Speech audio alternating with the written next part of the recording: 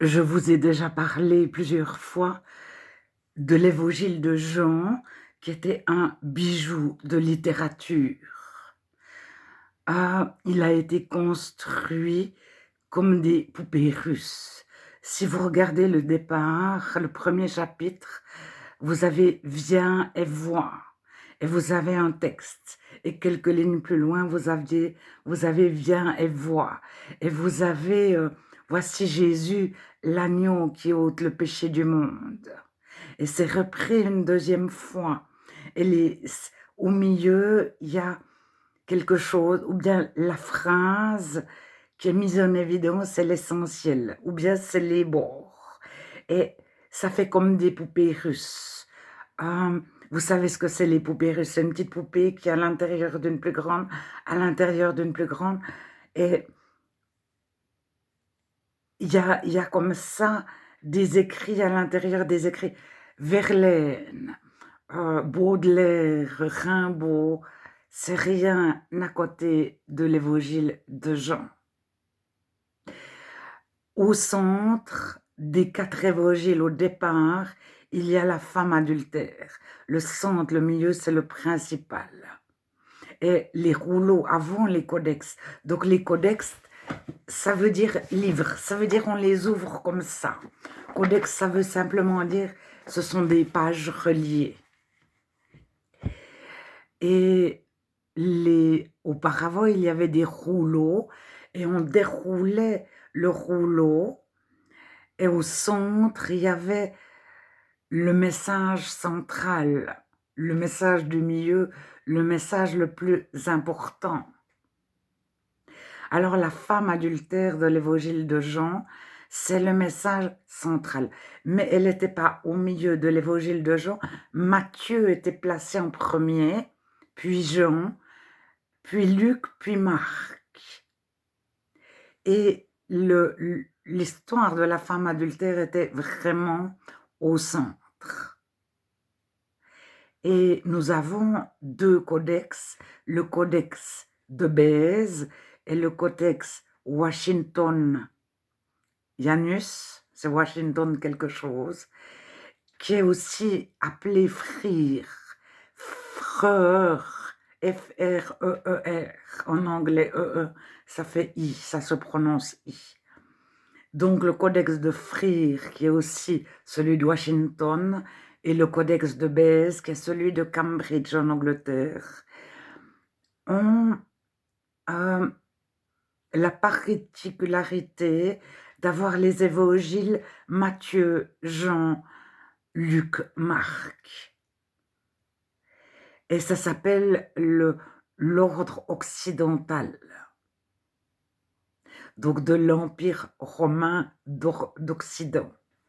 Parce qu'il y a l'Empire romain d'Orient, il y a des codex orientaux.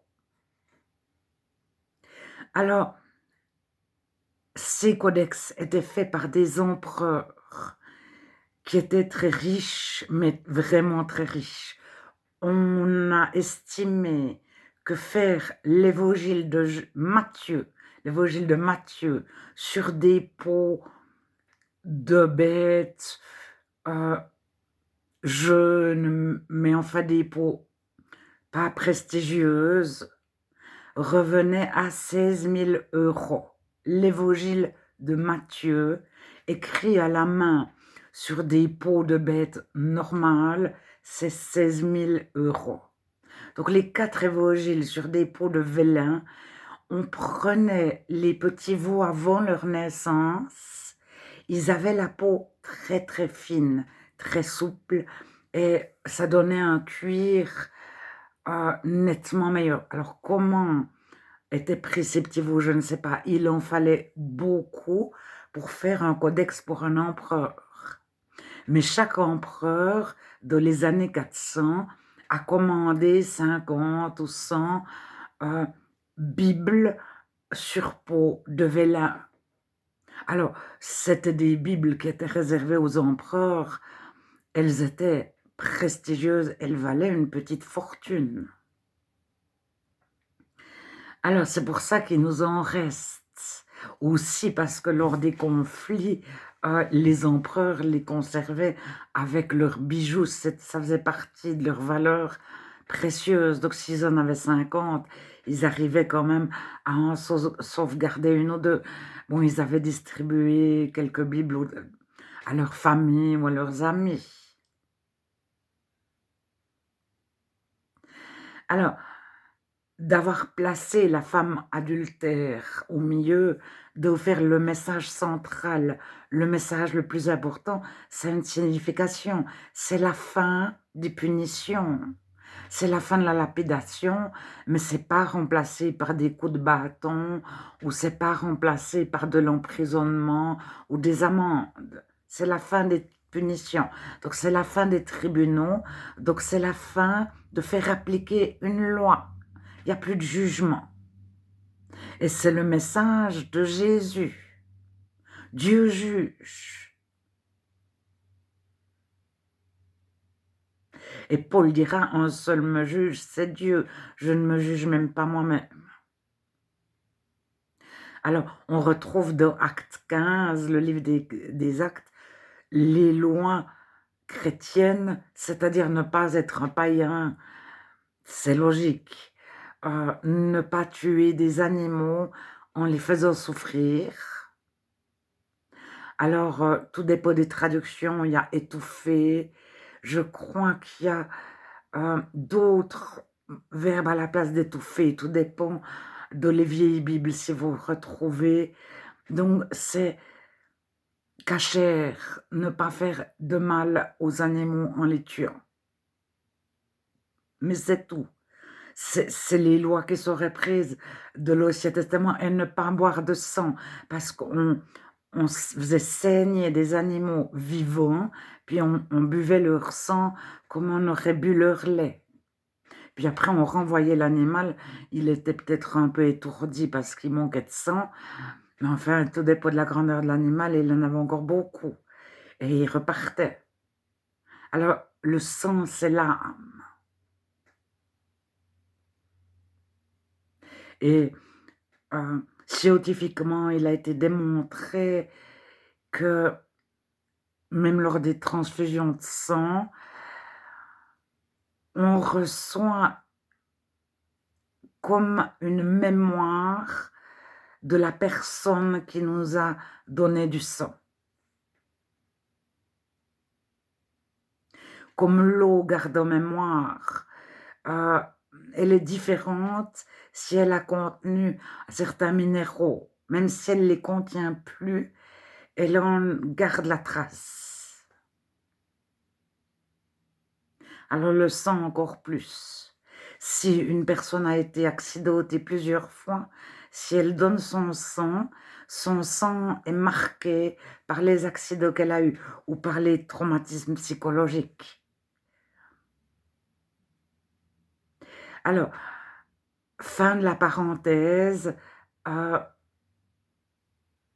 Donc, je ne sais plus ce que j'ai déjà dit maintenant. Donc, de chaque côté du centre, il y a la même grandeur de texte. En partant de la femme adultère à gauche ou à droite, il y a la même grandeur de texte. Mais il y a la même grandeur des paroles de Jésus. Il y a le même volume, ça représente le même nombre de pages.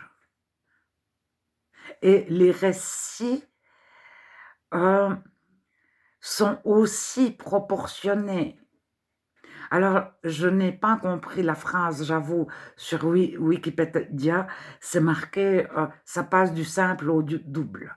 Alors, je n'ai pas compris si les récits étaient le double des dires de Jésus. C'est pas très précis. Je vais essayer de retrouver en anglais peut-être ou en latin, je sais pas le latin, mais on a des bons traducteurs pour comprendre avec le traducteur Google cette phrase, mais c'est pas important. Mais je voulais simplement dire que les évangiles, en particulier l'évangile de Jean, étaient conçus de telle façon qu'on ne puisse pas supprimer un mot. S'il est parlé d'animaux, il sera parlé d'animaux. S'il est parlé du ciel, il sera parlé du ciel. C'est un bijou de littérature. à cette époque de cette langue, mais extraordinaire. Et ça s'appelle un texte sacré parce qu'il est immodifiable. Et parce il reflète, il est entre les humains et Dieu, il est le passage, le médiateur entre les humains et Dieu, ce texte. Et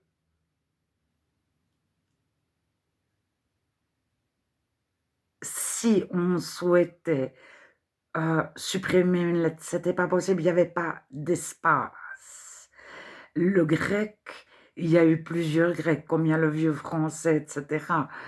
Et il y a il y a des patois français ou des langues qui ressemblent au français. Les langues évoluent et le grec n'est pas toujours le même. C'est pour ça qu'ils arrivent à dater les codex. C'est parce que l'écriture change d'un siècle à l'autre, etc.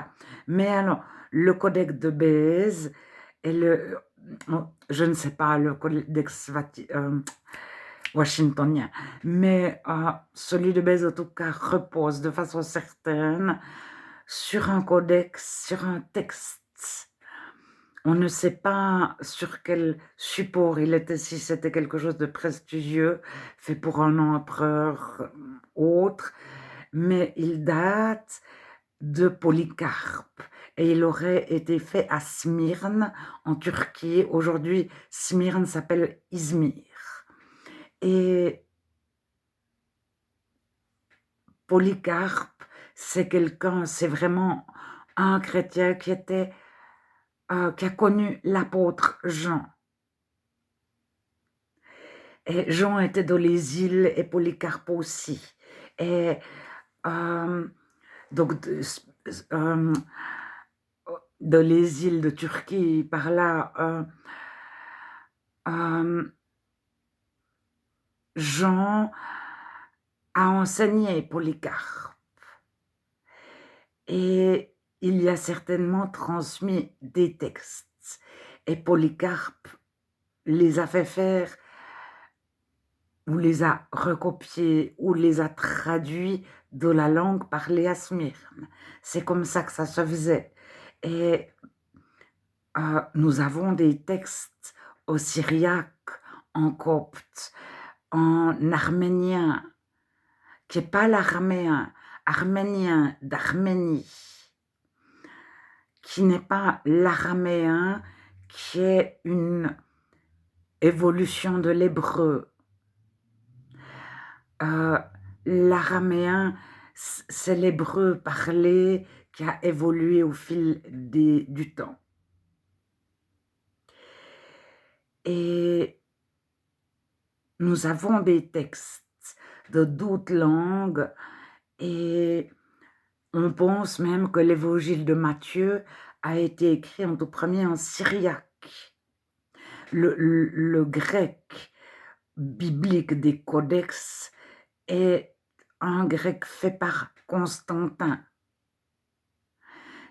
Enfin, Constantin, c'est pas lui-même, mais c'est ses scribes, c'est les gens qui travaillaient pour lui, qui étaient des érudits intellectuels littéraires, qui ont créé la langue grecque du temps de Constantin. Avant, elle n'existe pas du tout. Donc, on ne peut pas avoir la Bible en grec avant Constantin, le grec connu. Mais on a ce qu'on appelle le proto-grec, c'est-à-dire avant le grec, ça ressemble au grec.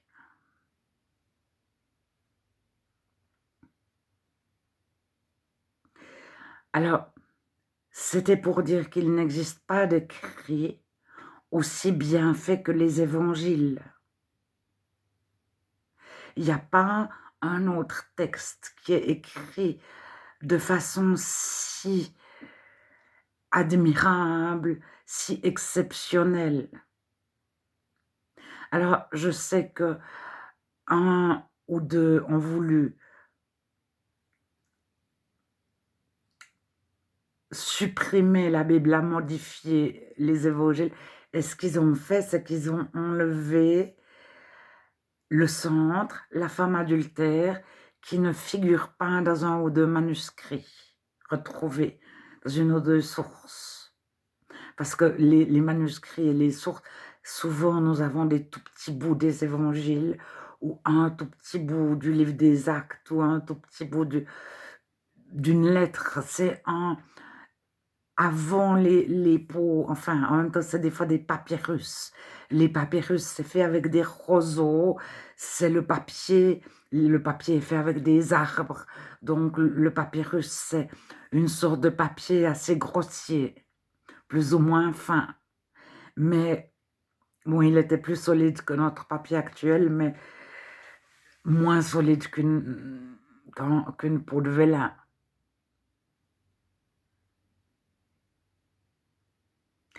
Voilà, je crois que j'ai tout dit. Mais quand on découvre cela,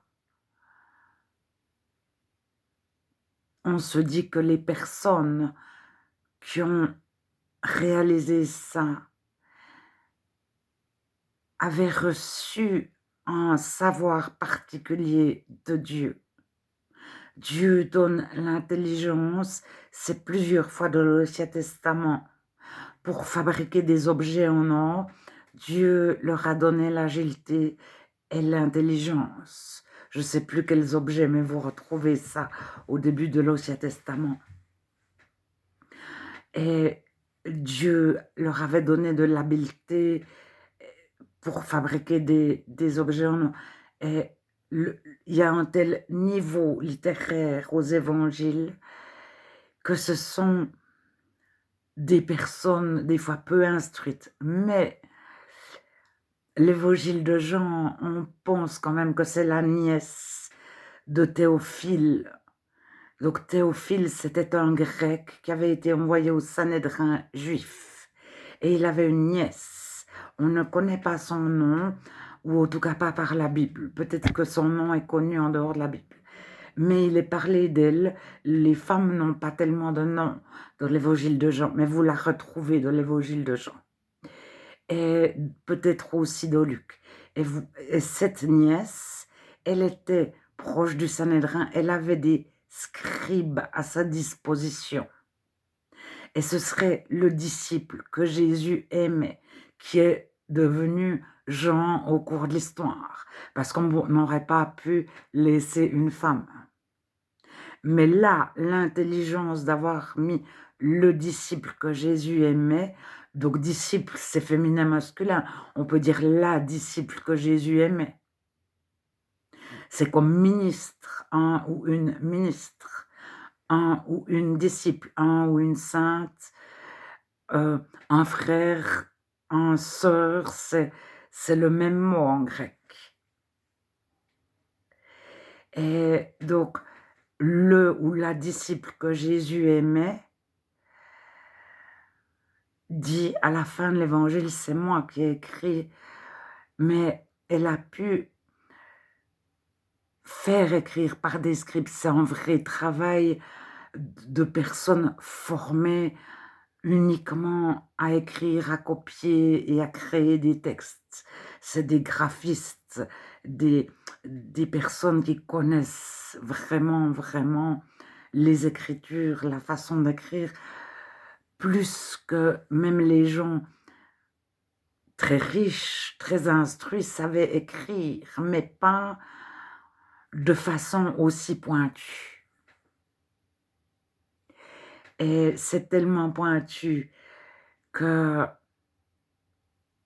même si on doute des fois de la véracité de la Bible, cet écrit-là, il est extraordinaire.